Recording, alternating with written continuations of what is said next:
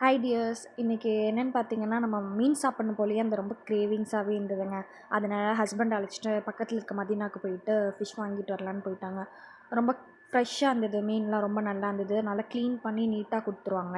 நம்ம அப்படியே வீட்டுக்கு எடுத்துகிட்டு வந்து மேரினேட் பண்ணி ஃப்ரிட்ஜ்லேயுமே ஸ்டோர் பண்ணிட்டோங்க. ஏன்னா நம்ம வந்து மார்னிங் தான் இதை வந்து ஃப்ரை பண்ண போகிறோம். ஹஸ்பண்ட்க்கு வந்து லஞ்சுக்கு தான் கொடுக்கணும்.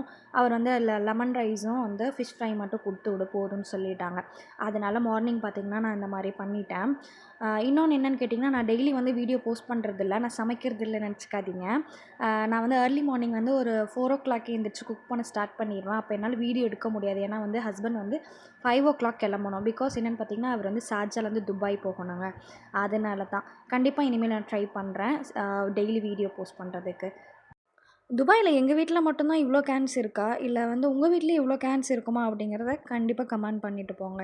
ஏன்னா எனக்கு இது ரொம்ப நாளாக டவுட்டாக இருக்குங்க. அதனால தான். பாய் டியர்ஸ்.